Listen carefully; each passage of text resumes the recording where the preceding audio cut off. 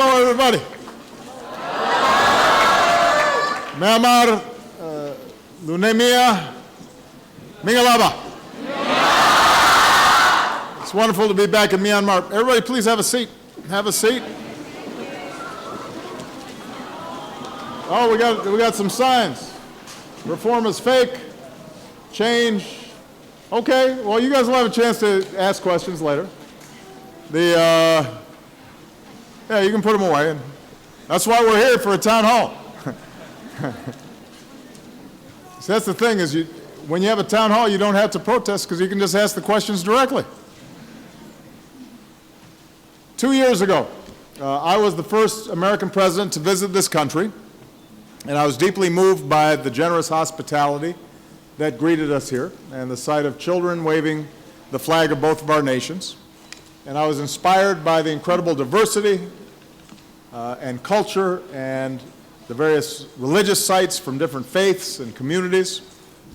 And I was inspired again today when I had the opportunity to visit the Secretariat, the birthplace of modern Burma, the blueprint for democracy, the home to Burmese, Chinese, Indians, Buddhists, Muslims, Hindus, and Christians who lived together peacefully. An incredible example of multicultural and multi-faith diversity and tolerance. And it's a profound symbol of this country's rich diversity and this region's potential. You know, whenever I travel the world, from Europe to Africa, South America to Southeast Asia, one of the things I most enjoy doing is meeting young men and women like you. It's more fun than being in a conference room, and it's also more important because you are the young leaders who will determine the future of this country and this region. So I'm going to keep my remarks short at the top because I want to take as many questions and comments from you. As President of the United States, I've made it a priority to deepen America's ties with Southeast Asia, in particular with the young people of Southeast Asia.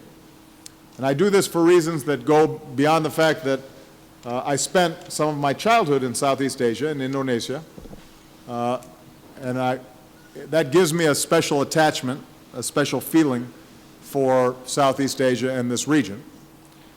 But I do it mainly because the 10 nations of ASEAN are home to about 1 in 10 of the world's citizens.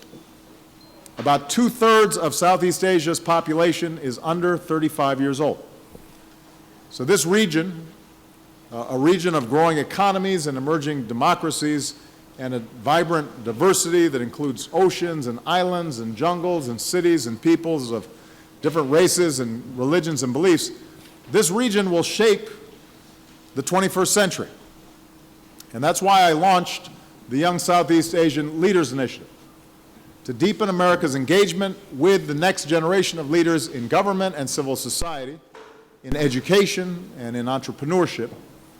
And more than 10,000 young leaders like you have joined this Young Southeast Asian Leaders Initiative network, working to solve the challenges and seize the opportunities of this region in a spirit of mutual cooperation and respect. So earlier this year, I held a town hall just like this one in Malaysia, and today I'd like to take our next steps together with you.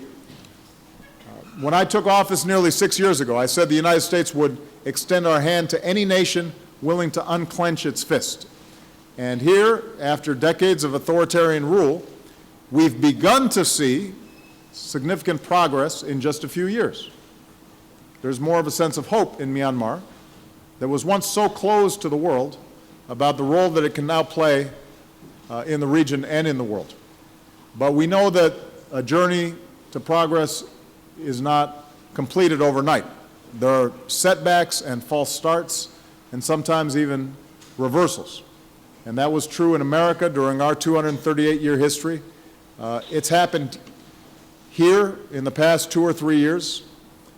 We've seen some progress, and we should acknowledge that progress. We also know, though, that despite the fact that political prisoners have been released and people are more engaged in political dialogue, there's a parliament and civil society is emerging. Despite all that, some reforms have not come quickly enough. There are still attacks against journalists and against ethnic minorities. America is still deeply concerned about the humanitarian situation in Rakhine State and the treatment of minorities who endure discrimination and abuse.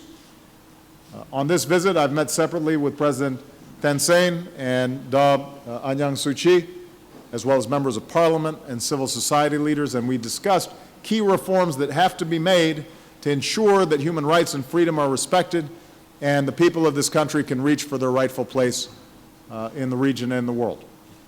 And I was also proud to announce that the Peace Corps will come here to Myanmar to deepen the ties between our people. It gives an extraordinary opportunity for young Americans to interact with young people here in Myanmar. And that people-to-people exchange is often as important or more important as government-to-government exchanges. So progress is not inevitable. History does not always march forward. History can travel sideways and sometimes backwards. Building trust after years of conflict takes time. Being able to look past the scars of violence takes courage. Securing the gains of freedom and democracy requires good faith and strength of will and tolerance and respect for diversity, and it requires vigilance from all citizens. The American people know well that rights and freedoms are not given. They have to be won through struggle and through discipline and persistence and faith. And it's often young people who've led these struggles, who've compelled us to slowly but surely perfect our own union in America over time. Now, I understand there's a Burmese saying, I've got to make sure that I say this right, Nom mite dine. Help me out. Is that right? Tet nine piayat. All right. So, for those Americans who don't speak Burmese as well as I do, that means dive until you reach the sand, climb until you reach the top, keep persevering. And America is committed to helping the young people of this nation and this region climb until you reach the top. We believe in this nation. That's why I've come and visited twice in the last few years, because we see a future where democratic institutions can be accountable and responsive, where political activists are free, where elections are fair, where journalists can pursue the truth, where ethnic minorities can live without fear. So we're betting on this country, but we're also betting on this region, because we see young people of different nations and religions and ethnicities who are eager to come together and address all the challenges that are out there. Environmental protection, human rights, improving education, combating poverty, advocating for a greater role for women in business and government and in society, increasing resilience in the face of natural disasters, spurring economic progress so more young people can follow in your footsteps and get a good education and have opportunity. We see young leaders who embrace the diversity of this region, not as a weakness, but as a strength, and who realize that even though we are all individually different and come from different traditions and different communities, we're stronger when we work together. So the future of this region, your region, is not going to be determined by dictators or by armies. It's going to be determined by entrepreneurs and inventors and dreamers and people who are doing things in the community. And you're going to be the leaders who make that happen. Your generation has greater potential to shape society than any generation that's come before, because you have the power to get knowledge from everywhere. And you have more sophistication and experiences than your parents or your grandparents. And you have now the chance to share knowledge and experiences with other young people all across this region and around the world. And that wasn't true 20 years ago or 50 years ago. La Menu uses his power to tell the story of his fellow Burmese. He studied at Gettysburg College in the United States. The transformation that he watched unfold through Facebook, inspired him to return home and make an award-winning documentary about the plight of Burmese farmers. And he says, my country has been closed so long, there are a lot of stories to be told. So you, young people, have the chance to tell those stories. You have the power to improve institutions that are very important for democratic governance, like civil society and an impartial judiciary and a free press and private enterprise. And there's so much to build here. In countries like this, it's critical that you get involved in that way. I'll give you an example.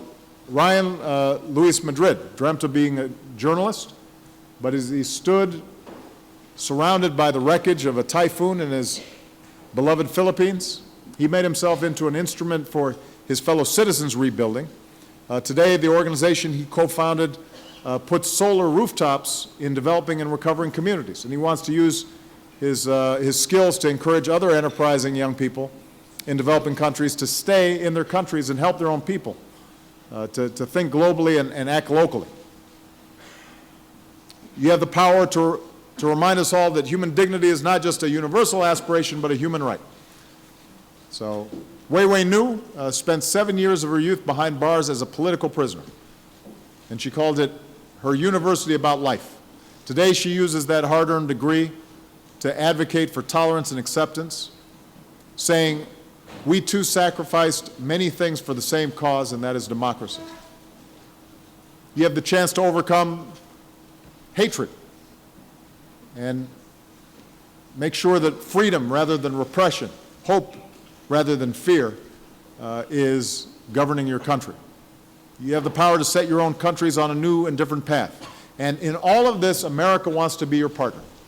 We want to help any way that we can to help you shape your future. We want you to have the tools and the connections and the resources that you need to change the world. So one way that we can do this, I'm announcing a significant expansion of the Young Southeast Asian Leaders Initiative Fellowship, an exchange program that will bring 500 Southeast Asian leaders to the United States every year. And these fellows will have the chance to strengthen their professional and leadership skills, network with one another, share experiences and ideas, and then come back home better prepared to lead your region and change the world. So some of these fellows will benefit from 5-week instruction at some of the best universities in America on issues like entrepreneurship and environmental stewardship and civil society and human rights. Others will have the chance to work in professional fellowships at state and local governments and NGOs across the United States. And by the way, through this program that I hope some of you will be able to take advantage of, when you spend time in the United States, our people learn from you. It's not just you learning from us.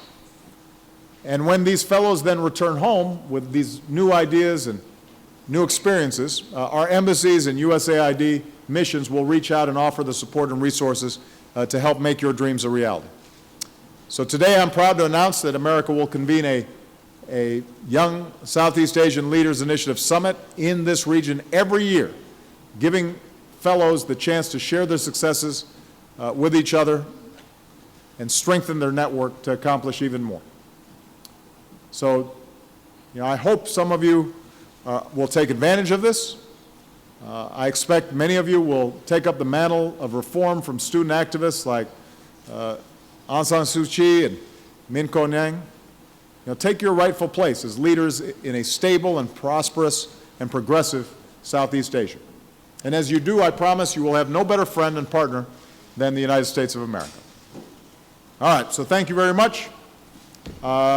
Jesu Tin Ba De. I now want to take your questions. All right, come on.